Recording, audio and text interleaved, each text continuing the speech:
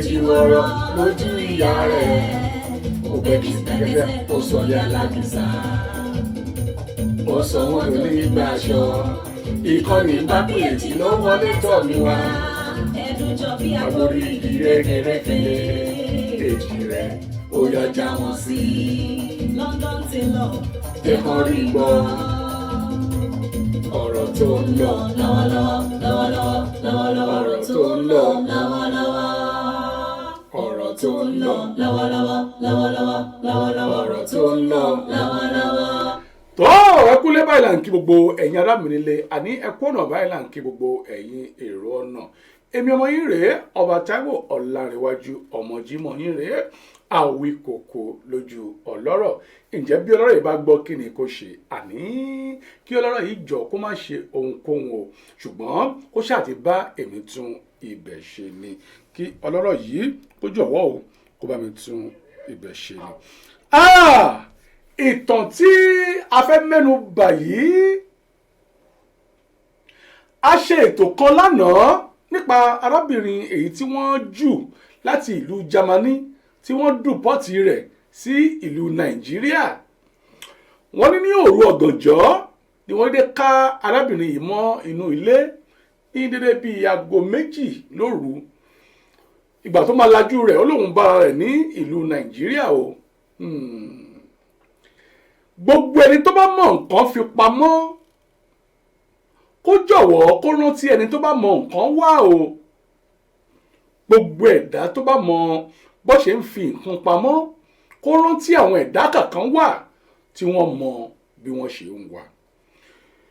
Nígbà tá a parí ètò yìí láṣálẹ́ àná àwọn ènìyàn wọ́n pè mí láti àṣálẹ́ àná wọ́n pè mí mọ́júmọ́ ọjọ́ kejì wípé arábìnrin yìí ń parọ́. Wọ́n ní arábìnrin yìí ò tí ì sọ bí ọ̀rọ̀ yìí ṣe jẹ́ gangan. Wọ́n ní arábìnrin yìí ò tí ì sọ òkodoro ọ̀rọ̀ wípé ìtàn tí arábìnrin yìí mú balẹ̀ nílùú Èkó irọ́ ni. Àmọ́ Yorùbá bọ̀ Yorùbá ní ẹnu oníkàn báyìí òun ni a ti ń gbọ́ pọ̀ òun. Gbogbo ẹ̀yin obìnrin ìlú èbó ẹ jẹ́ ká ṣọ́ra bálọ̀bálọ̀ àbọ̀ rẹ̀ máa ń bọ̀. Ó dáa nínú gbogbo àwọn ẹ̀dá tí wọ́n pè mí tí wọ́n sì fi ohùn wọn ránṣẹ́ nítòótọ́ mo bí wọ́n léèrè o mo ní gbogbo ohùn yín yìí ni mo máa gbé jáde lórí afẹ́fẹ́ wọ́n náà fún mi ní àǹfààní kí n gbé jáde ẹ jẹ́ kí sáré gbọ́ ohùn ẹni alákọ̀ọ́kọ́ yìí lórí ọ̀rọ̀ arábìnrin yìí ẹ máa gbọ́ o. Okay, Kale, look, just to break good morning, I greet the house. Look, to break the news down, that woman that was having the problem with the German government, they deported her yesterday to Nigeria. That was the day before yesterday, so in the night. This woman has 3 kids, 2 boys and a girl. So along the line, she's married. With the husband, they did together for life. So the husband did Italy. The husband sent her to Italy. She made the arrangement that she want to go to Germany, and he left the husband in Italy. So along the line, he went to go and seek Adoro for there that he has no husband. So the Italy government was not paying her 750 for the 3 kids. Automatically, she was receiving about 2,000 plus every month. 2,000 to plus. give her a ticket of buy food. That one is did differently. They gave her a house. So along the line, this woman had been there for 7 years. This woman now have a friend with he has a friend. It's a German woman. This German woman love the woman because of the kids. He always come there often and often. He always come to the woman's house and play with the kids. So along the line, the German woman asked the woman, why can't you invite your husband to Germany so that the German government will give your husband paper so that your husband can be working and take care of the kids? So the woman now reply the German woman that no, we in Nigeria we don't do it like that. We not they bring our husband out. So if we get children like this, now the government they pay for the children, they take care of the children. Now the German woman say, This condition you are now is meant for single mother, women that don't have husband, but your husband always come and go. So you are telling me that you don't bring your husband out. Why? He say we the Nigeria don't do that too. So the woman never knew that when she was telling the German woman, the woman was recording it. And along the line, the German woman also have a lot of Western Union. She always sent to Nigeria every month, because the German woman, they almost live in the same compound. They are very friendly. So all the paper he used to send money to Nigeria, the woman was snapping it. The woman was snapping it, and he asked the Nigerian woman, why can't you invite your husband to Germany so that the German government will give her document? The woman said, no, we the Nigeria don't do that. So the German woman went to go and report her with evidence, with proof. So that is how they came to her house 2 o'clock in the night. And this same woman, that's a friend, came with the police to come and pick her. They picked her 2 o'clock in the night. Before 4 o'clock early in the morning, they deported her back to Nigeria. That is the story. So make the check.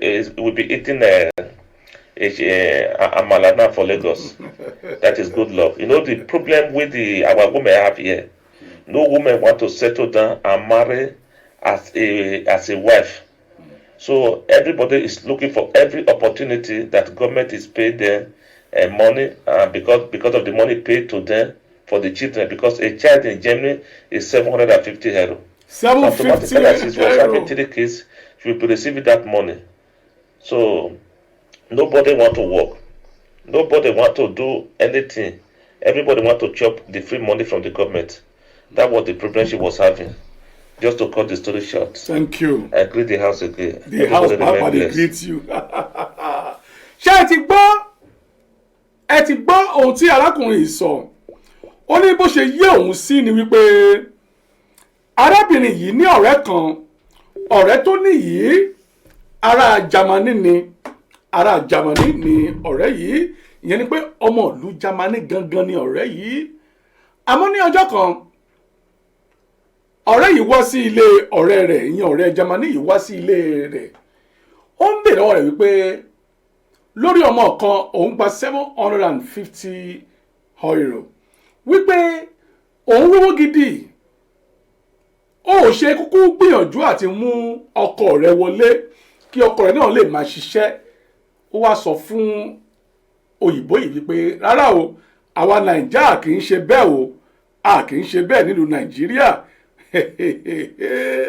Ó wá sọ àṣírí ara rẹ̀ fún ọ̀rẹ́ rẹ̀ yìí. Àṣírí tó tú fún ọ̀rẹ́ rẹ̀ yìí o, ó ní ọ̀rẹ́ rẹ̀ yìí ló wá lọ sọ fún àwọn ìjọba. Òun lọ sọ fún ìjọba wípé lágbájá báyìí kásà, lágbájá báyìí káwòdì, irọ́ ló ń pa o, ó kàn ń pa irọ́ gba owó lọ́wọ́ ìjọba ni. Ohun tó ń gbìyànjú àti sọ nínú ẹ̀ ni pé àwọn obìnrin ìlú Jámánì wípé wọ́n máa ń pa irọ́ gidi láti gba owó lọ́wọ́ ìjọba. Èmi wo ọ̀rọ̀ yìí, gbogbo ẹ̀yin obìnrin tòótọ́ o, ìhàwó ni ọ̀rọ̀ yìí kọ sí yín gangan, ìhàwó ni ọ̀rọ̀ yìí kọ sí yín gangan. Nítorí pé a ti ń gbọ́ oríṣiríṣi ní ìlú Jámánì yìí. Àwọn ìyá kan pè mí, ìyá yìí ní ọba mo ní màá, ó ní ẹ má jẹ́ kó bà orúkọ Jámánì jẹ́ o. Ó ní ìlú Jámánì, ó ní lọ́wọ́ yìí ìlú tó láàánú jù, ìkan nínú wọn ara rẹ̀ ní Jámánì wà, pé ẹ má jẹ́ kó bà ìlú Jámánì jẹ́. Ìyá yìí pè mí, àwọn náà sọ títí wọn o.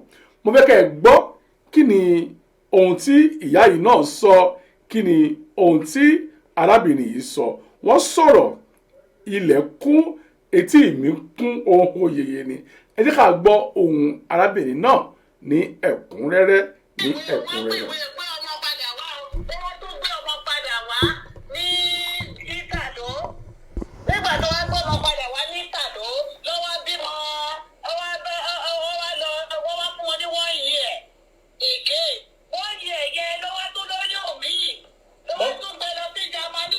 Mọ́mì mi ẹ gbọ́dọ̀ kó lè yé mi dáadáa, ṣé pé mo ní kó lè yé mi dáadáa ìlú wo lobìnrin yẹn kọ́kọ́ ló kọ́kọ́ wà náà. àkọ́kọ́ ọmọ yẹn ó bí síjì ìtàló ló ti bí. ok ìbò ló gbà dé ìtàló. ìkejì yẹn ó bí sí Switzerland. ok Switzerland ló gbà wọ ìtàló àbí. ìkẹta yẹn nìkan ló wá bí sílé adúró ní Germany. ó dà mọ́mí ṣé ń gbọ́ mi. ṣé ń gbọ́ sí. Hello ma, hello. sọ pé òun wà kọ́ sí yẹn irọ́ ni táìmù tó wà ní Germany kò ju 5 years sọ torí ó wọlé pẹ̀lú kékeré yẹn lọ́wọ́ ajá dúró tó fi bímọ yẹn èjì ọmọ kékeré yẹn ọmọbìnrin yẹn èjì tó ọmọ yẹn ní yẹn èjì yẹn káfí sí 9 months lórí ẹ̀ ní táìmù tó wà ní Germany. Ṣé nǹkan tó ṣẹlẹ̀ nìyẹn wọn ò ní pálí Germany ìgbà tó wà ní Italy gan-an náà kò ní pálí Italy. kò ní pálí Italy náà. kò ní pálí ìwé adúrò wáyé ẹ̀ ló fún ní ìtàló. ok. òun ló fi gbéra. ṣé ń gbọ́ mi sí? àgbọ́yé mà. ìyẹn ni wípé kì í ṣe wípé wọ́n bí síbẹ̀. Mo ń bọ̀ mi tí dé mo ń bọ̀.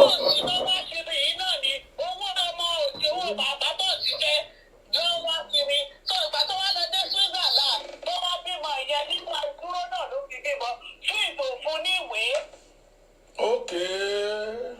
ṣé o lọ́wọ́ ṣàárín kiri ìwà tó wá gbọ́ pé Germany wọ́n sanwó ọmọ o bó ṣe wá tó gbóyún nìyẹn ló wá foyún wá sí Switzerland Germany ìgbà tó bá lọ dé Germany làwọn Germany wá sọ pé ìwé tó fi wọ́n trade ló bá gbèwé oṣù kan ọdún kan yẹn kalẹ̀ fún wọn. kí ló dé ìgbà tó gbèwé ọdún kan kalẹ̀ ó wá tó lọ já dúró. ó ń já dúró kiri ni. tó ń dá dúró kiri ni tó adúró wa kú wọ́n sọ fún nílé o. ṣé ẹ gbọ́ mi bọ̀dá mi. wọ́n fún lé. wọ́n fún nílé ní Germany wọ́n sanwó fún ní Germany òun àtọkọ ẹ̀ wà bẹ́ẹ̀. wọ́n fún lé Germany. ọkọ ò fẹ́ ṣiṣẹ́. ok ó dà mọ́mí ṣé pé ó sì lọ́kọ báyìí. mọ́mí.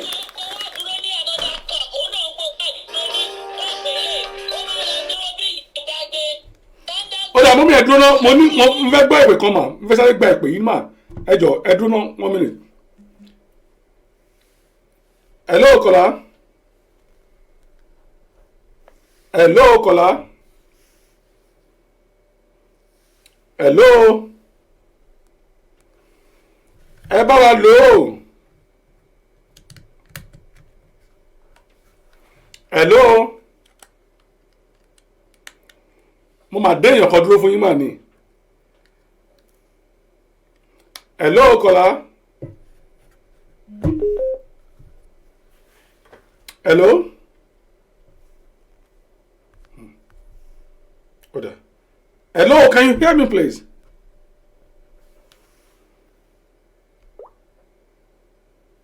Hello. Ó dà pé ìyẹn rí bété o.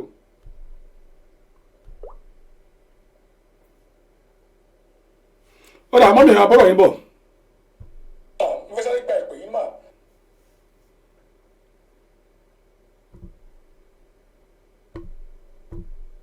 wọ́n pè ìwé gbé ọmọ padà wá o wọ́n tún gbé ọmọ padà wá ní Ìtàló nígbà tó wá gbé ọmọ padà wá ní Ìtàló lọ́wọ́ bímọ wọ́n wá fún wọn ní 1 year náà gbogbo rẹ́kọ̀dì yẹn ló wà so wọ́n wá sí ìpè responsible person ni ṣé láwọn ọmọ yẹn nígbà tó ṣe interview wọ́n ní kó sọ Ìtàló Germany wọn ò lè sọ Germany. Wọn ò lè sọ Germany.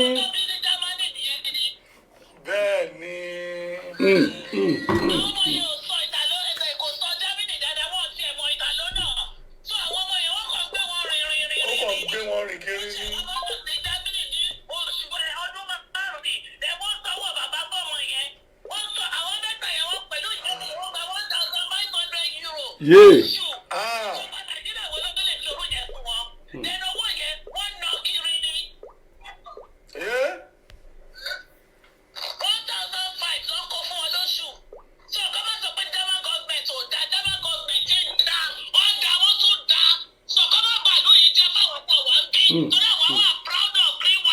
yìí. Wow. Àwọn Benin ló wá bà ló jẹ́ fún wa bíbá yìí. Àwọn ọmọ Benin. Àwọn ló bà ló yìí jẹ́. Àlejò kan àlejáde títí tí màá wọ́n máa ní look at them green white green. Ẹ wò wọ́n. Ọmọ wọn wọ́n wá jà investigators. Wọ́n ò lé wọn àmọ́ kó máa rùn jáde. Gbogbo òṣì tó ń ṣe gbogbo wọn ló ti tàn. Gbogbo wọn máa nípa àwọn òní bá àwọn ọlọ́kọ. Àwọn ọlọ́kọ wọn lọ jà lọ nínú ká wà kú lóyún. Ta ló wá fún ẹ lóyún? ta ló ń fún ẹ lóyún Káàpù bẹ́ẹ̀. náà inú ilé adúró wọ́n tún lóyún mọ́bẹ̀.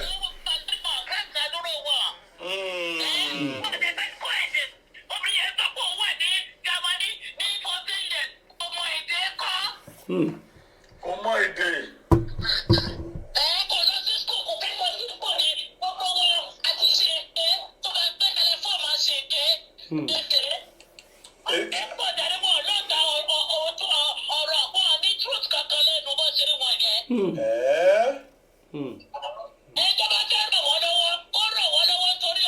Torí àwọn ọmọ tí ò lẹ́sẹ̀ lọ́rùn yìí.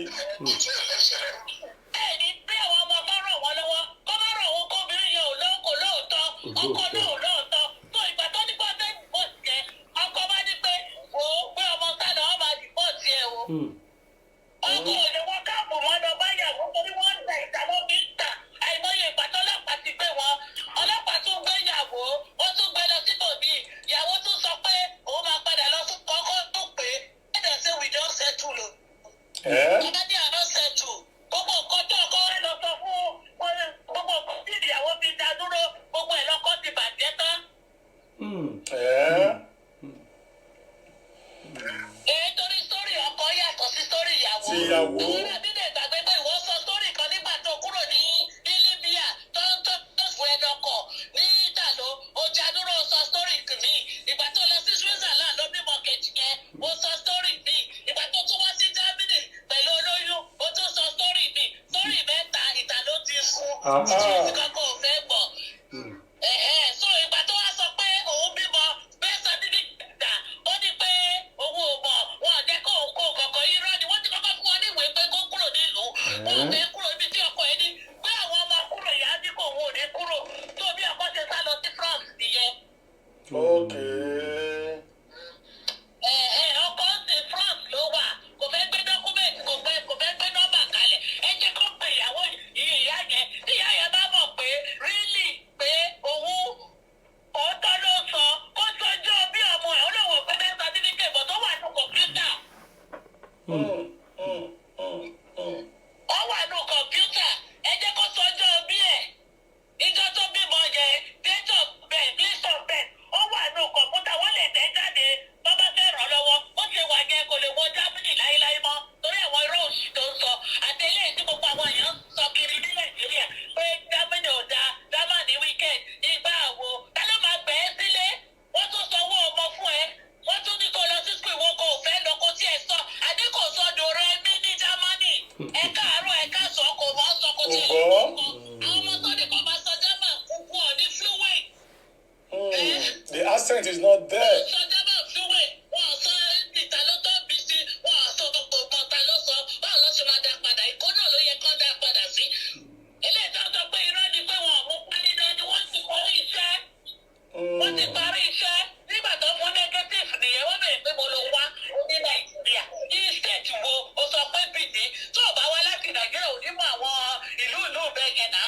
Ìgbà tó wà ní Ìtàló náà Nàìjíríà ló fi dá dúró wọ́n dẹ̀ fún ẹ níwèé pé Nàìjíríà ló fi jẹ́ tó yẹ yìí sì ìgbà tó dẹ̀ wọ Ìtàló yẹn kò ní pálí Ìtàló pàmítọ̀ ṣe Ìtàló ló ní. So wọ́n dẹ̀ rí pé Nigerian passport tó wọ́n gbé kalẹ̀ lọ́wọ́ wọn tẹ́lẹ̀ tó ti wá ìgbáyà wọ́n ní kó lọ ṣe tuntun wá ìyàwó ò fẹ́ lọ ṣe torí ó sọ pé tó o bá lọ ṣe pé wọ́n máa mọ ibi tó máa dẹ́ dìpọ́tì òun sí tó o kọ́ tó dìpọ́tì ìyá yẹn wọ́n ti fáìlì ilé lọ sí Berlin Nigerian embassy tó wà ní Berlin wọ́n ti fáìlì ẹ̀ lọ so ìgbà tó dẹ̀ fáìlì ẹ̀ lọ wọ́n ti gẹ́ẹ̀tì gbogbo information pé Nàìjíríà ni wọ́n dẹ̀ ti fax ẹ̀ sí immigration ìpa ará àgbà wọlé. tó o bá blame immigration rárá wọ́n ṣiṣẹ́ wọn wọ́n ti fax sí Nigerian embassy ti fax wá bí immigration pé wọ́n dá lábájá bọ̀ pẹ̀lú ọmọ mẹ́ta o àdúrò ẹ̀ ti kú o wọ́n ní kí ló ṣe wọ́n ní immigration.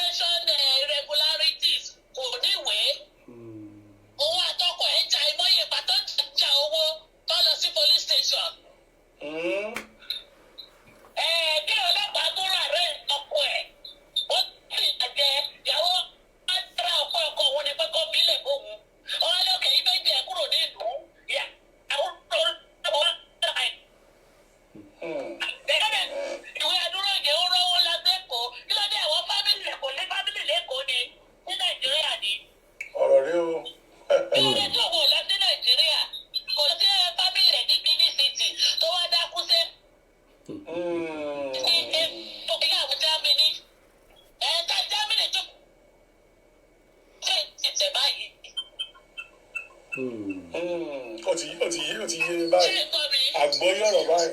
Ẹ̀ẹ̀kan tó ṣẹlẹ̀ nìyẹn, kan tó ṣẹlẹ̀ gidi àwa táwa Germany àti mọ gbogbo ìṣí gbọ́tẹ̀lì ni ọkọ̀ ẹ̀ wà France kò sọ òótọ́ náà. ó ti yé mi báyìí.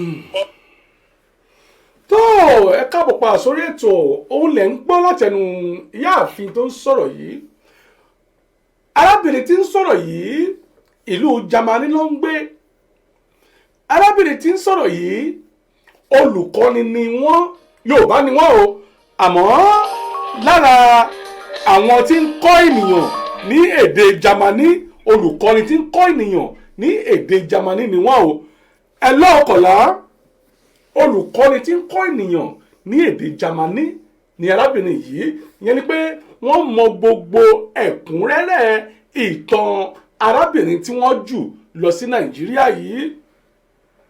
wọ́n ní nílùú Jámánì tá a rí yìí àwọn ibì kankan wà tó dàbí local government kọ̀ọ̀kan, àwọn fúnra àwọn ti lọ ṣe ìwádìí ní ibẹ̀.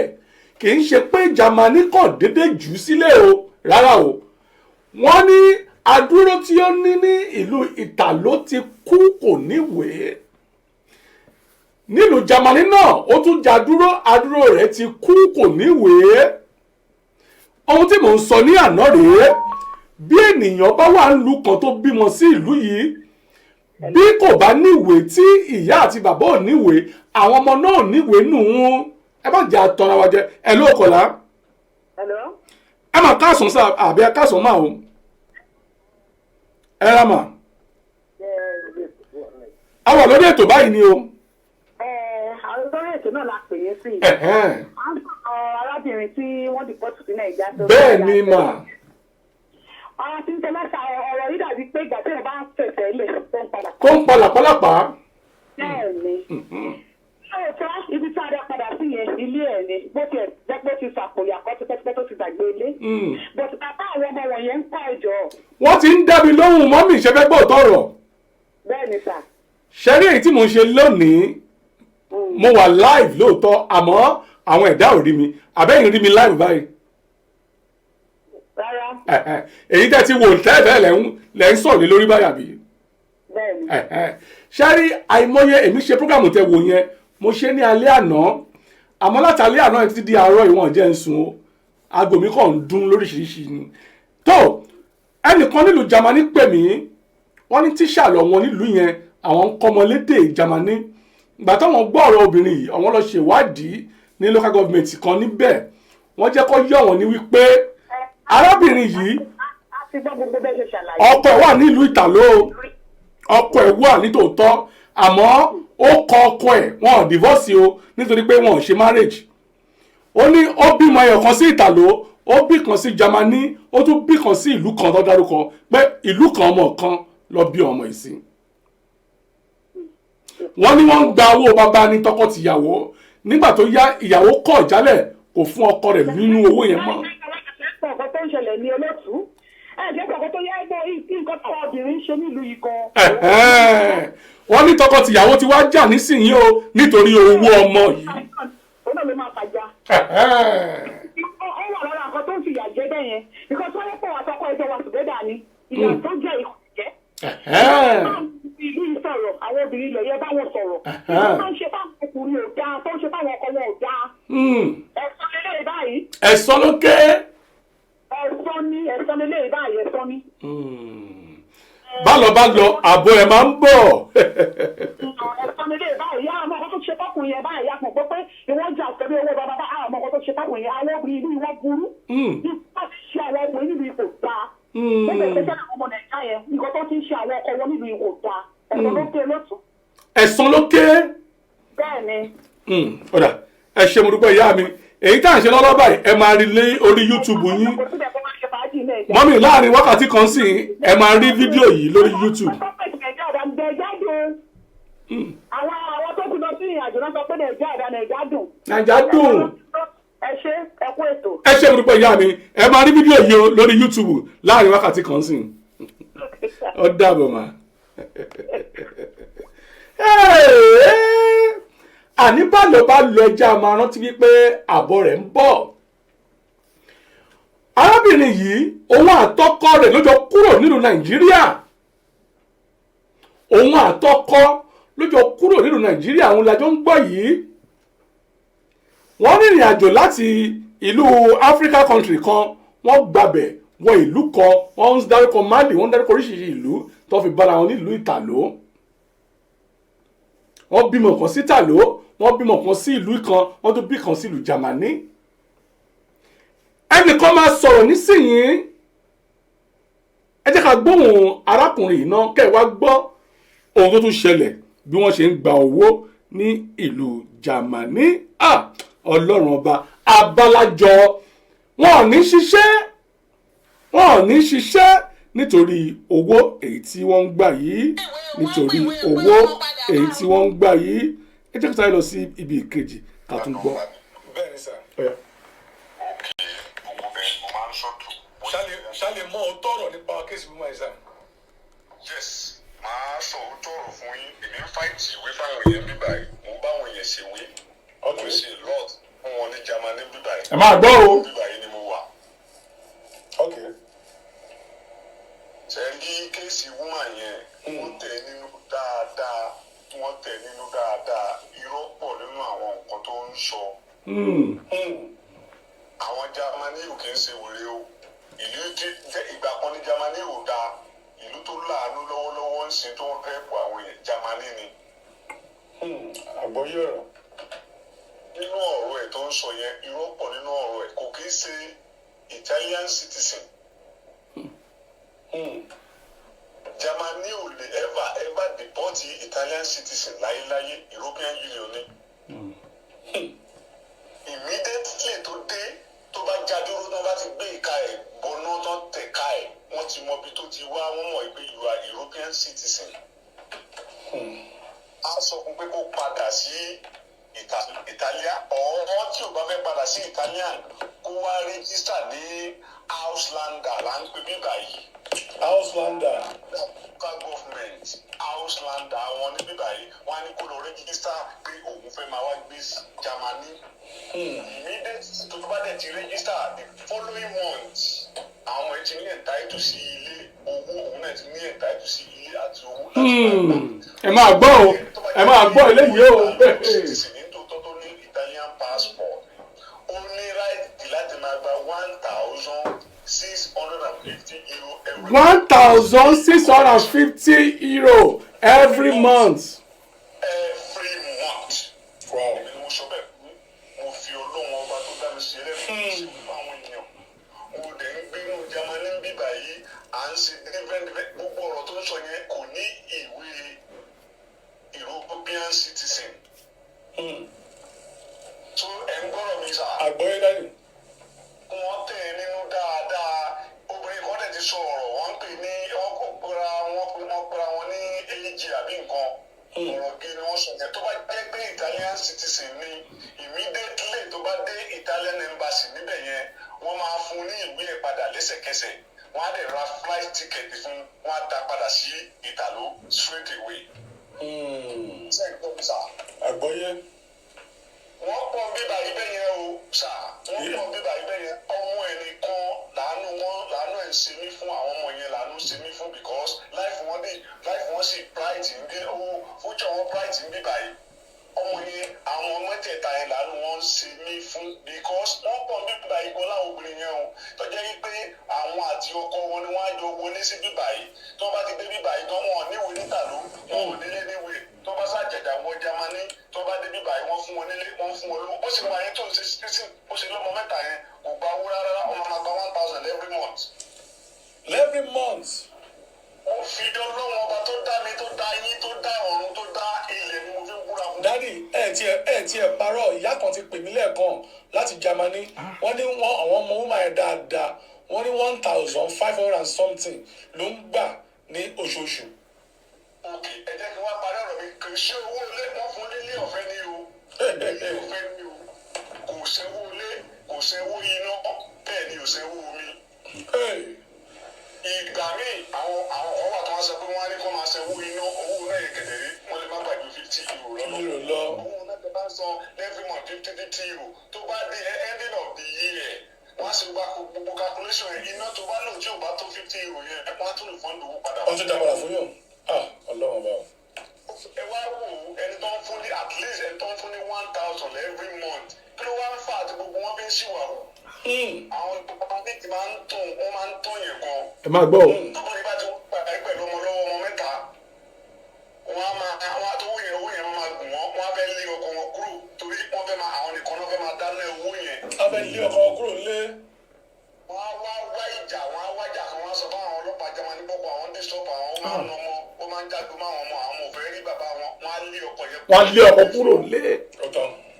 àwọn á wá jókòó lé owó yẹn wọ́n máa fún yẹn ṣe falala wọ́n máa gbọ́ ọkùnrin tó wù wọ́n náà máa gbé wọlé fífẹ́ ọkùnrin náà máa lò wọ́n owó ti wà lọ́wọ́ wọn kí ló fẹ́ jẹ wọn bàtàkùnrin ẹ̀kọ́ fi 200 euro jẹun lóṣù láwọn ọmọ pẹ̀lẹ́ oúnjẹ chief ní 800 euro dání àwa tá à ń ṣiṣẹ́ gan-an àrí 1,000 euro pamọ́ lóṣù. ayé káyé tó ń jẹ nìyẹn o. ayé káyé tó ń jẹ nìyẹn. ayé káyé tó ń jẹ nìyẹn ẹ̀yin tẹ́ wọ́n ń jayé yìí most of them they are all illiterate. Can you imagine that? wọ́n ti bẹ́ wà wí ní mọ owó ọ̀rọ̀ tẹ́ máa sọ tẹ́ máa bí wọ́n máa bí fún yín níwèé ní any idea kankan dẹ̀ rẹ́dì láti lẹ́yìn. wà á bẹ̀ wọ́n fún yín lówó wọn sẹ́ni kí Jámánì tó lè wá gbẹ̀yìn lóru pé àwọn máa dìbọ̀ tiẹ̀. wọ́n lè ti sọ fún ó ti já dúró ló àdúró ẹ̀ ní kílẹ̀ wọ́n ti reject ẹ̀ negative ló ti ní. wọ́n wá ka wọ́n ní láì jẹ́ pé ó bá mọ̀ yìí wọ́n mọ̀ pé wọ́n fẹ́ deport òun ẹ̀ẹ́nì kan tó lè deport ẹ̀ wọ́n ti gba TC lọ́dọ̀ Nigerian embassy wọ́n deport ẹ̀ fọ̀ wọ́n lọ find out lọ́dọ̀ immigration Nigeria wọn ò gbọ́dọ̀ bí pé wọ́n á tẹ́wọ́ báyẹn without any TC any travel document kankan. So gbogbo ọ̀rọ̀ tó ń sọ yẹn Ọlọ́run arára àánú sí o Ọlọ́run aṣáájú àwọn ẹgbẹ́ Nàìjíríà difficult ní tòótọ́ but kó sọ ìdíje òdodo ọ̀rọ̀ kò sí òdodo ọ̀rọ̀ pé ṣe it's not an Italian citizen. Fùwá sí Jámánì 7 years ago ìtàló mo ti mú fùwá sí bíbá rẹ̀ so èyí tó ń sọ yẹn my brother kò sí irọ́ ní kò sí òdodo bẹ́ẹ̀ ọ̀kan ń bẹ̀ tó bá ti gbé owó ẹ̀ nínú tó bá jẹ́ wípé European citizen ní ẹsẹ̀kẹsẹ̀ ló máa sọ fún wípé you can seek asylum here you are European Union you have a right to live and work here in Germany. àgbọ̀yọ̀rọ̀. tí o bá wá bẹ́ẹ̀ ṣiṣẹ́ tó lọ́mọ mẹ́ta ẹsẹ̀kẹsẹ̀ ló máa rẹ́gísítà ara ẹ̀ tó bá ti rẹ́gísítà ara ẹ̀ 3 months ó máa rà láti owó máa wọnú àkáǹtì ó máa gba 1,600 euro without any charges. láì gbé láì fà. láì gbé láì fà gbogbo wa là ń gbà náà my brother. ayé tá ọ̀pọ̀lọpọ̀ ń jẹ́ bíbá ẹni yẹn tá a fẹ́ fi lọ sí ìlú mi tá a fẹ́ fi lọ sí Amẹ́ríkà tá a fẹ́ fi lọ sí ní wíyẹ. ṣe ń gbọ́. àwọn ẹlòmíì bímọ mẹ́jọ ẹlòmíì bímọ méje wọn ò ní jẹ́ kó ṣiṣẹ́ mọ́ owó ni wọ́n ń gbà náà mo lọ́ọ̀rẹ́ ọ̀rẹ́ tèmi mo forúkọ bù láṣìírí ọmọ mẹ́jọ ló bí sí bíbá yìí. bọ̀dádì ọmọ mẹ́jọ yẹn báwo ṣé iye tí ẹni tó ń gba 1,600 gbà lọ́lọ́mọ mẹ́jọ náà wà gbà ni. ẹ jẹ́ sọ kankan fún yín ẹnìkan wà lórí yìí nínú àwọn Syria tó wọlé yẹn ẹgbẹ́ owó wà lórí Google ọmọ 27 ló kó wọlé 27. ẹ wá ka ọmọ 27 wọ́n fún ọmọ kọ̀ọ̀kan ní 250 euro ní every month. but àwọn ọmọ tí ẹ sì tó àti di adult ọmọ tó bá ti lè wọ 18 years owó ẹ ti di 350. ẹ wá calculate àwọn ọmọ ẹ wọ́n ti wọ adult ẹ wá calculate 350 ọmọ ẹ 27. irú ọ̀rẹ́ mi tó wà bíbá yìí sí ọmọ mẹ́jọ ló bí àwọn mẹ́rin wọ́n ti ń lọ sí adult but gbogbo wọn ò tí ì ọmọ mẹ́jọ owó tọ̀rẹ́ mi ń gbà every month is going to 2,800. 2,800 láì ṣiṣẹ́ kankan. That was a day mo máa wá àtúndì mo sọ fún yẹn that was a day last 6 months. wọ́n ti stop. ẹ má dárúkọ ẹnikẹ́ni o ẹ má dárúkọ nítorí pé ohun tá à ń gbọ́ yìí ṣe mọ̀ ó máa bọ́ sórí afẹ́fẹ́ létà mi ìgbà kọ́mọ ẹ̀pẹ́ yìí ni kẹ́lẹ́ má dárúkọ ẹnikẹ́ni. mi ní dárúkọ anybody. Okay. ní dárúkọ anybody. Okay. that was the time ọ̀rẹ́ wa tá à ń sọ yìí gan pàápàá tó bá ṣèṣe owó wọn wọn ò ní fún ẹ lówó for the main time ìgbà tó máa fún ní owó tó jẹ́ kì í náà tàṣínkì ni wọ́n ṣe ń tí woman kan ṣe pè mí pé kọ́ má ba orúkọ Jámánì jẹ́ pé Jámánì ìlú aláàánú ni. wọ́n má bà Jámánì lórúkọ jẹ́ o wọ́n má bà Jámánì lórúkọ jẹ́ kí wọ́n jọ torí Ọlọ́run wọ́n má bà Jámánì lórúkọ jẹ́ kí wọ́n tẹ obìnrin yẹn nínú dáadáa kí wọ́n tẹ nínú dáadáa. but dadi kí lẹ́yìn rò pé obìnrin yìí ṣe gangan náà tó fi lè lọ ka mọ́lé lóru tọ́lẹ̀ dìbọ́lẹ̀ sí Nàìjíríà. wọ́n ṣe ń ká everybody mọ́lé nìyẹn ẹ mọ̀ pé ọ̀pọ̀lọpọ̀ wá sí bíbá Jámánì láàánú wọn láàánú tó tọ́ bọ̀ àánú tó ń ní òdu wípé ẹni tó bá ní ìdí rẹ̀ lọ́wọ́ láti jẹ́ pé kó wọ́n protect. bẹ́ẹ̀ni àwọn non protect kì í ṣe pé tó máa wá pé òun ò ń jẹjẹ o ibi ń pa òun o kíní kan ò kì í ṣe irú àwọn yẹn ní Jámánì ń wá ìlú tó kún bá ń jà àwọn jẹ́ géèmì sí pé irú Nàìjíríà ṣe wọlé àṣẹ géèmì sí wọ́n mọ̀ pé wọ́n para géèmì Nàìjíríà bẹ́nìtì wọ́n á protect wọn àní jẹ́ kó padà wọ́n tó wá sí bíbá domestic asylum tó ní story kankan láti sọ fún wọn. láti sọ lẹ̀ ó dà dáàdì ṣé ká wá gbà pé woman yóò níwèé àbí ó wá jà dúró ni àdúrà ẹ̀ ti paná. ní ìwé níta ló ó wá jà dúró ní bíbá yìí ni. ok tó bá tẹ̀ wá níwèé níta ló tó bá ní òun níta ló kì í ṣe citizenship ló ní níta ló bóyá ìwé àwọn òwe ọdún méjì tí wọ́n máa ń níyẹn. ẹnìkan ti ẹ̀ pè lẹ́ẹ̀kan ó ní ìwé ọdún kan ní Ìtàló pé ìwé ọdún kan yẹn ti wá paná. ṣe lárí ọdún kan yẹn nígbà tó ti gbanú nǹkan táwọn èèyàn wò nìyẹn. nígbà tí ọdún kan yẹn ti tún tí Jámánì ti deport yẹ padà sí Ìtàló wọn ní kéṣì pẹ̀lú Ìtàló mọ́ Jámánì ti pé Ìtàló pé sí káwọn dá padà wá wọ́n ti ní kó má dá padà mọ́ kí wọ́n tírítì kéṣì ẹ̀. Jámánì bẹ́ẹ̀ wọ́n bẹ́ẹ̀ ṣàánú ẹ̀ tó bá ní sítórì tó dáa but kò ní sítórì tó dáa. Tani ní wọ́n lè ní kíkú ẹ̀ wọ́n lè kíkú ẹ̀ wọ́n ní láti find the solution sọ̀rọ̀ ẹ̀ àwọn òbí ń kíkú yẹn lásán. Hello, Kọ́lá. Hello, bọ̀dá.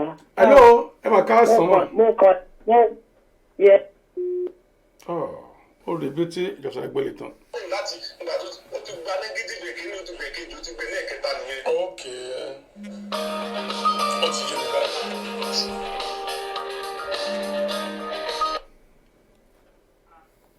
Hello ma orí ètò ọ̀rọ̀ tó ń lọ lẹ́wà yìí o. Màá pè yín létà ogun ayé mi ti ṣẹ́ léèmí. Lórúkọ Jésù. Tí mo kàn yín léèmí. Ọ̀dà. Ogun ayé mi ti ṣẹ́. Ẹ ṣe lè pè mí padà nìkan bíi 30 ìṣẹ́jú sí pẹ̀lú àwa yìí 30 minutes. Ẹ ṣe èṣù ti gbè mí mọ́lẹ̀ látọjọ́ tó ti pẹ́. Lórúkọ Jésù ìdè ń já báyìí. Ó dàbọ̀ mọ́. Tó ẹgbẹ́ gbogbo èyí tí arákùnrin sọ tí ilẹ̀kùn yìí àní bí ẹni tó bá mọ̀ nǹkan fi pamọ́ kó rántí àwọn ẹ̀dá kan bẹ tí wọ́n mọ̀ wá jáde. Àbọ̀rọ̀ báyìí láti ń sọ fún ọmọlúwàbí ò tó bá dénú rẹ̀ yóò dòdìdì. Bẹ́ẹ̀ bá wo kókó ohun tó fa gbogbo akitiyan yìí kókó ohun tó fa gbogbo rògbòdìyàn yìí owó bàbá ló bá yé wọn jẹ́. Arábìnrin yóò tí ì níwèé àmọ́ ìjọba Jámánì ń sanwó fún wọn fún ọ lówó lórí ọmọ.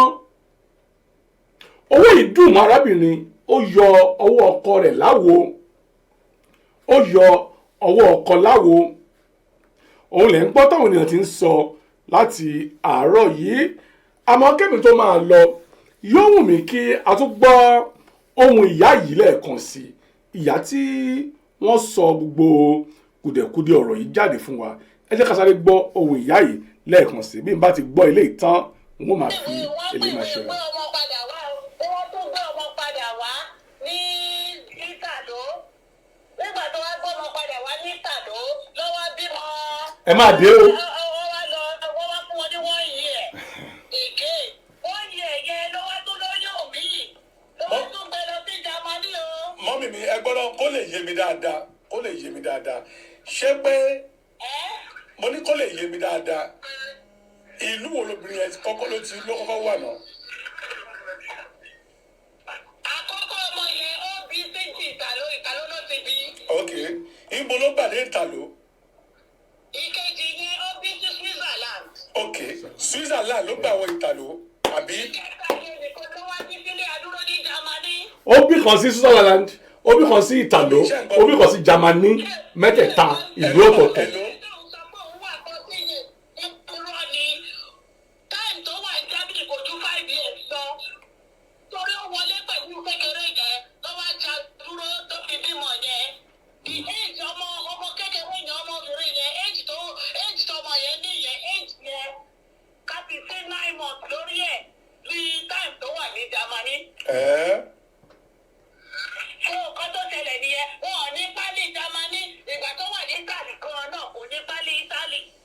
Òní pálí Ítálì náà.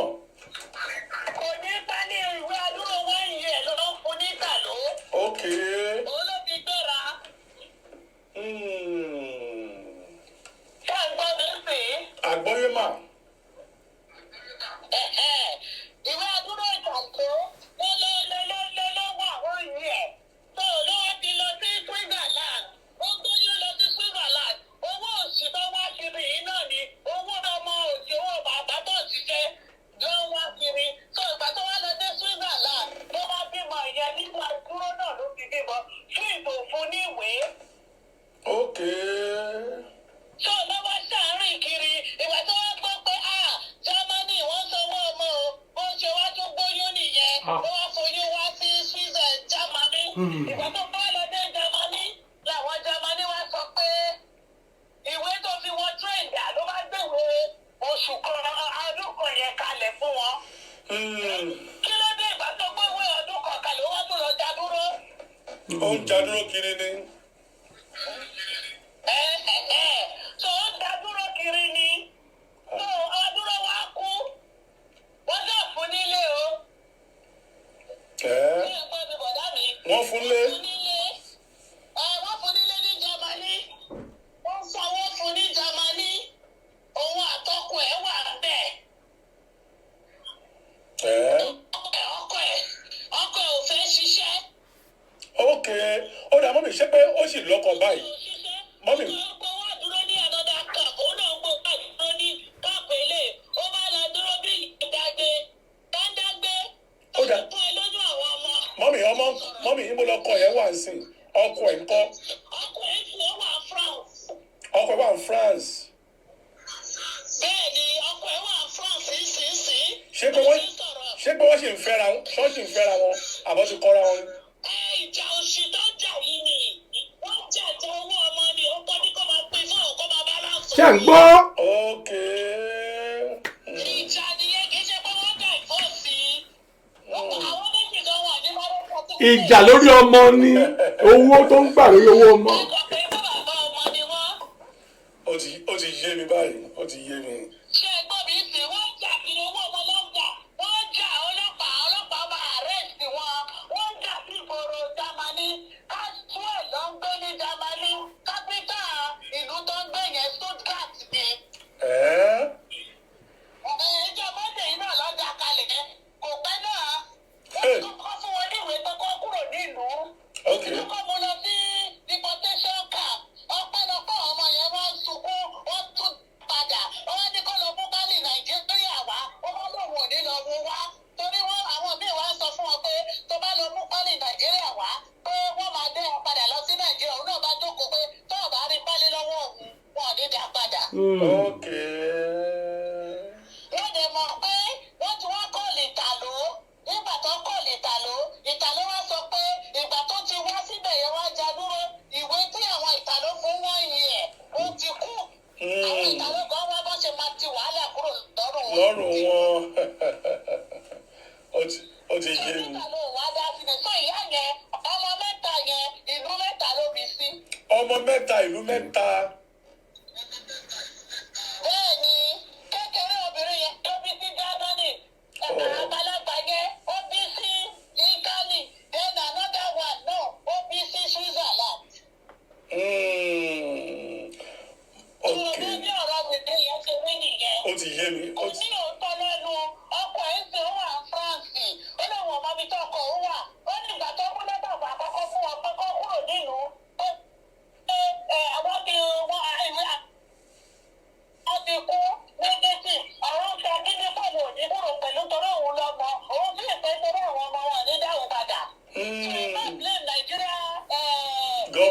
mọ̀ pé kí ló dé tó ti gbà wọlé wọ́n ti fax ìwé lọ sí ẹ́mbásì kó tó dìpọ́tì yàn ní Germany ẹ́mbásì gbọ́dọ̀ mọ̀ wọ́n ti fax ìwé lọ sí ẹ́mbásì gbogbo ẹjọ́ ẹ̀ láti ìgbà tó bímọ níta ni bó ṣe láti Libya ni wọ́n níta ló gbogbo ẹ̀ rẹ́kọ̀dù ẹ̀ ló wà.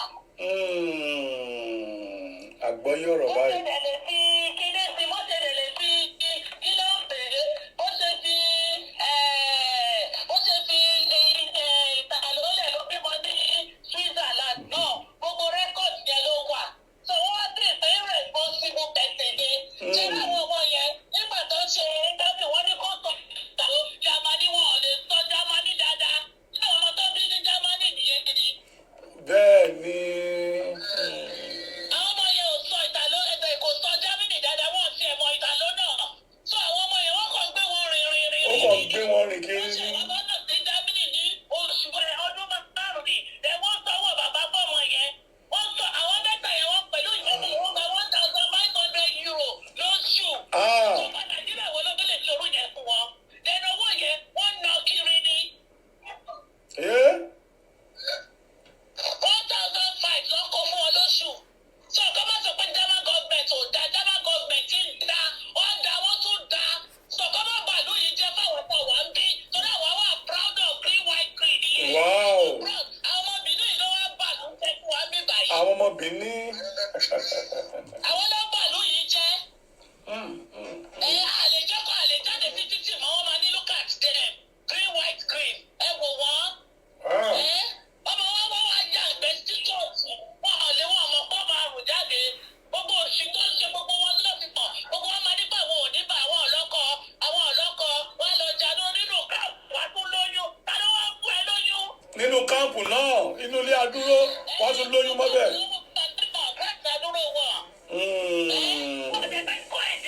Obìnrin yẹn gbọ́ pé òun wà ní Germany ní 14 years ọmọ èdè kọ́. Ó mọ èdè. Kò lọ sí skul kò kẹ́kọ̀ọ́ sí skul ní gbogbo wọn àti ṣe tó bá gbé kalẹ̀ fọ́ọ̀mù àṣẹ pọ̀ dáre wọn lọ́ta ọ̀rọ̀ wọn ní truth kankan lẹ́nu bó ṣe wọ̀n yẹn. Ìjọba fẹ́ ràn wọ́n lọ́wọ́ kó ràn wọ́n lọ́wọ́ torí àwọn ọmọ. Torí àwọn ọmọ tí ò lẹ́sẹ̀ lọ́rùn yìí. Bẹ́ẹ̀ni bí àwọn ọmọ bá ràn wọ́n lọ́wọ́ kó bá ràn wọ́n kóbìnrin yẹn ò lóòótọ́ ọkọ náà ò lóòótọ́ tó ìgbà tó ní bọ́ fẹ́ dìbò tiẹ̀ ọkọ bá ní pé wò ó pé ọmọ sálọ wọn máa dìbò tiẹ̀ o.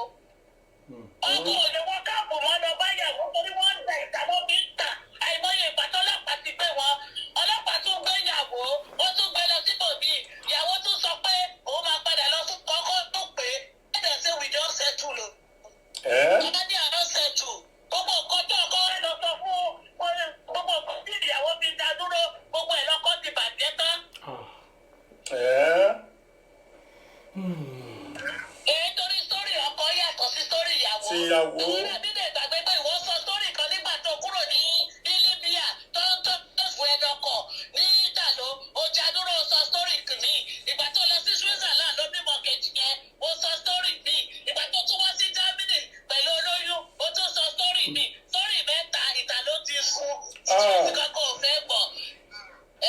So ìgbà tó wá sọ pé òun bímọ bẹ́ẹ̀ sàtífíkẹ̀tà ó ní pé òun ò mọ̀ wọn ò jẹ́ kó òun kó kọ̀ọ̀kan irọ́ ni wọ́n ti kọ́kọ́ fún wọn ní ìwé pé kó kúrò nílùú wọn ò fẹ́ kúrò ibi tí ọkọ ẹ̀ ní pé àwọn ọmọ kúrò ìyá ní kò òun ò ní kúrò tó bí ọkọ ṣe sá lọ sí France nìyẹn. Ọkọ ṣe France ló wà. Ọkọ sá lọ France ní. Kò fẹ́ pé nọ́mbà kalẹ̀ ẹ jẹ́ kó pe ìyàwó ìyá yẹn tí ìyá yẹn bá mọ̀ pé rílì pé òun òótọ́ ló sọ kó sọjọ́ bí ọmọ ẹ̀ ó lè wọ̀ pé bẹ́ẹ̀ certificate bọ̀ tó wà ní kọ̀mpútà. Ó wà ní kọ̀mpútà ẹ jẹ́ kó sọjọ́ bí ẹ̀. Ìjọ tó bímọ yẹn date of birth place of birth ó wà ní kọ̀mpútà wọ́n lè tẹ̀ jáde wọ́n bá fẹ́ ràn lọ́wọ́ ó ti wà yẹn kò lè wọ Germany láéláé mọ́ torí àwọn irọ́ òṣì tó ń sọ àtẹlẹ́ tí gbogbo àwọn èèyàn ń sọ kiri ní Nàìjíríà pé Germany ò dáa Germany weekend ìgbà àwo ta ló máa gbẹ̀ ẹ́ sílé wọ́n tún sanwó ọmọ fún ẹ wọ́n tún ní kó lọ sí school ìwọ kò fẹ́ lọ kó tí ẹ sọ àdínkù sọdọ̀ rẹ ní Germany ẹ káàárọ̀ ẹ káàsán kò mọ́ sọ kó tí ì àwọn ọmọ tó ní kó máa sọ German kúkú ọ̀ ní fluent. The accent is not there. sọ German fluwẹ̀ wọn sọ ìta ló tọ́ bí sí wọn sọ gbogbo mọ́ta ló sọ báwo ló ṣe máa dá padà ìkó náà ló yẹ kán dá padà sí. ilé ìtọ́jú pé irọ́ ni pé wọn ò mú pálí náà ni wọ́n ti parí iṣẹ́. wọ́n ti parí iṣẹ́ nígbà tó fún negative nìyẹn wọ́n bẹ̀rẹ̀ pé mo lọ wá ní Nàìjíríà ní state wo o sọ pé bìdí tó o bá wá láti Nàìjíríà ò ní mọ àwọn ìlú bẹ́ẹ̀ yẹn náà ìgbà tó wà ní níta lónà Nàìjíríà ló fi dá dúró wọ́n lè fún ẹ níwèé pé Nàìjíríà ló fi jẹ́ tó yẹ yìí sì ìgbà tó dẹ̀ wọ ọ̀tà ló yẹ kó ní pálí ìtàló permit of stay ìtàló ló ní. Permit of stay. So wọ́n dẹ̀ rí pé Nigerian passport tó wọ́n gbé kalẹ̀ lọ́wọ́ wọn tẹ́lẹ̀ tó ti wá expire wọ́n ní kó lọ ṣe tuntun wá ìyàwó ò fẹ́ lọ ṣe torí ó sọ pé tóun bá lọ ṣe pé wọ́n máa mọ ibi tó máa dẹ́ dìbọ́tò òun sí tó ọkọ̀ tó dìbọ́tò ìyá yẹn wọ́n ti fáìlì ilé ìlú sí Berlin Nigerian embassy tó wà ní Berlin wọ́n ti fáìlì ẹ̀ lọ so ìgbà tó dẹ̀ fáìlì ẹ̀ lọ wọ́n ti gẹ́ẹ̀tì gbogbo information pé Nàìjíríà ni wọ́n dẹ̀ ti fax ẹ̀ sí immigration ti pa ará àgbà wọlé. tó bá blame immigration rárá wọ́n ṣiṣẹ́ wọn wọ́n ti fax sí Nigerian embassy ti fax wá sí immigration pé wọ́n dá lágbájá bọ̀ pẹ̀lú ọmọ mẹ́ta o àdúrò ẹ̀ ti kú o. Ó ti kú. wọ́n ní kí ló ṣe wọ́n ní immigration irregularities kò níwèé. owó àtọkọ ẹ̀ jà ìmọ̀ye ìpàtọ́ jà owó tó lọ sí police station. Bí ọlọ́pàá tó rà rẹ̀ ọkọ ẹ̀ ó ti àjẹ ìyàwó máa ọkọ òun ni pé kó fi lè bóun ọwọ́ lókè yìí méjì ẹ̀ kúrò ní ìlú ìyá àwọn tó ń wọ́n rà ẹ̀. Gẹ́gẹ́ ìwé àdúrà yẹn ó rọ́wọ́ lásìkò kí ló dé àwọn fámìlì lẹ́kọ̀ọ́ ní fámìlì lẹ́kọ̀ọ́ ni ní Nàìjíríà ni. Ọ̀rọ̀ rí o. Bí ó lè tó wò lọ sí Nàìjíríà kò sí fámìlì ẹ̀ ní Benin City tó wá dákú sí. Ìyàwó Jámínì ẹ̀ẹ́dá Jámínì tó ṣe ìtẹ̀ báyìí. Ó ti yé mi báyìí. Àgbọ́yé ọ̀rọ̀ báyìí. Ẹ̀ẹ́kọ́ tó ṣẹlẹ̀ nìyẹn kọ́ tó ṣẹlẹ̀ gidi àwátàwá Jámínì àti mọ gbogbo ìṣí gbọ́tẹ̀lì ní ọkọ̀ ẹ̀wà France kò sọ òótọ́ náà. Ó ti yé mi báyìí.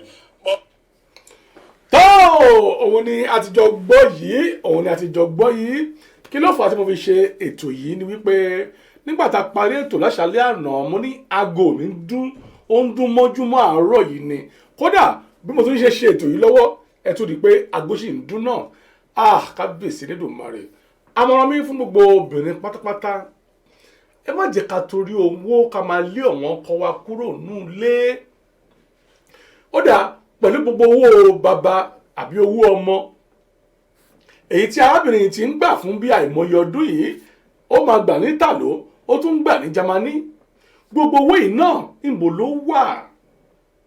ló wà ẹ jẹ́ ká máa rántí mo ṣe máa wí pé bí àlọ́ bá lọ ààbò rẹ̀ ń bọ̀ o òtítọ́ ọ̀rọ̀ ló ń fojú hàn yìí o lórí ti ìtàn arábìnrin yìí òtítọ́ ọ̀rọ̀ òun ni ó ń fi ojú hàn yìí tó bí ẹ bá fẹ́ pè mí lórí ọ̀rọ̀ arábìnrin yìí àǹfààní sì tún wà láti pè mí ní ìgbàkúùgbà lórí 078-503-97511 078-503-97511 bàbá rẹnikẹ́ni èyí tó ní òkodoro ọ̀rọ̀ lórí ọ̀rọ̀ arábìnrin yìí ẹ pè mí o ìjọba ìlú Jámánì dáa ẹ má jẹ́ ká bà ìlú Jámánì jẹ́ o ẹ̀ ń gbọ́ èyí tí wọ́n ní wọ́n fún arábìnrin yìí lórí àwọn ọmọ ìlú oṣooṣù láì tilẹ̀ níwèé ó tún gba owó ní oṣooṣù ìjọba Nàìjíríà ìjà lè ṣerú ẹ̀ ìjà lè ṣe orú rẹ̀ tó àmọ́ wọ́n nítorí owó ni èdè àìyedè ń ṣẹlẹ̀ láàrin òun àti ọkọ rẹ̀ èdè àìyedè ló ń ṣẹlẹ̀ fún mi lówó má fún mi lówó fún mi lówó mi ò fún ọ lówó owó ọmọ tó ń gbà yìí tèmi dà ìyẹn ló fa ìjà láàrin tọkọtaya síbẹ̀síbẹ̀ nígbà tí ọkọ tún gbọ́ wípé o ọ̀wọ́ra bí ń bọ̀ wọ́n máa gbé ọ ọkọ ṣe kí ni ọkọ níjà afẹsẹ̀fẹ́ kúrò nílùú Jámánì ìyàwó yarí o ó lóun ò ní kúrò sẹ́ẹ̀ ọkọ ṣe kí ni wọ́n ní òun fẹsẹ̀fẹ́ kíá ó fò dànù ó di ìlú Faransé tó ìyàwó sì ṣe kí ni òun tẹ̀bà ó jókòó kalẹ̀ sí ìlú Jámánì òun ló wá fà á tí ìjọba ìlú Jámánì fi wá ní òru ọ̀gànjọ́ tí wọ́n fi gbé àti wípé wọ́n ní ká má dá ìjọba Nàìjíríà ní ẹ̀bi o wípé wọ́n ti fi TC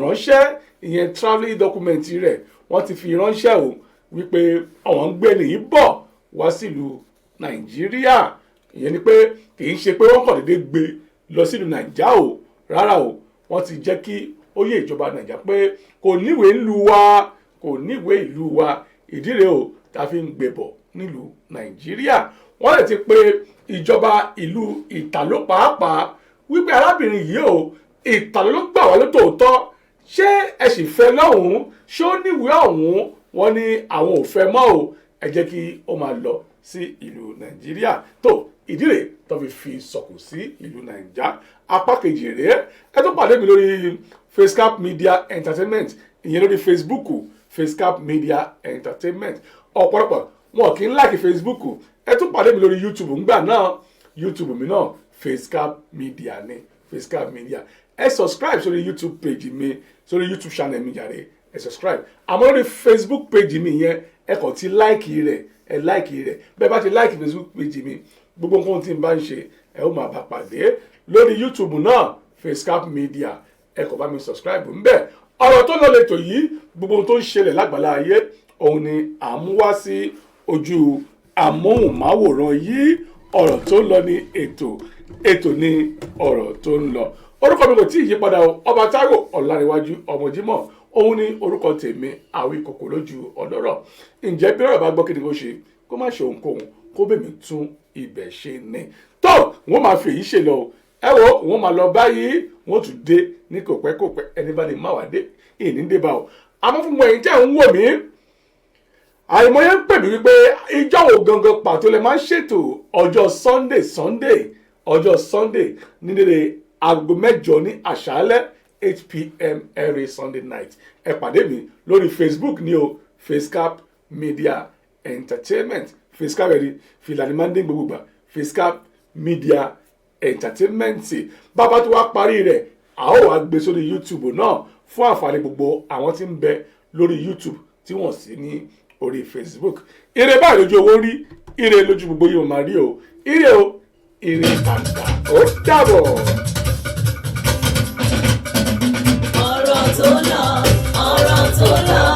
ọ̀rọ̀ tó lọ ẹ jẹ́ ká jọ sọ fúnra wa. ọ̀rọ̀ tó lọ ẹ jẹ́ ká jọ sọ fúnra wa. ẹ̀yin màmá àtẹ̀yin bàbá ọmọ àtìyàwó ẹ̀yin sísí ẹ̀yin bọ̀bọ̀ ẹ wá nǹkan fìdílé kájọpọ̀ ọ̀rọ̀ tó lọ nínú ilé láàrin ìlú látẹnu lọ́nà tẹ́lọ̀ Mr. Facecap agbàṣà lárugẹ.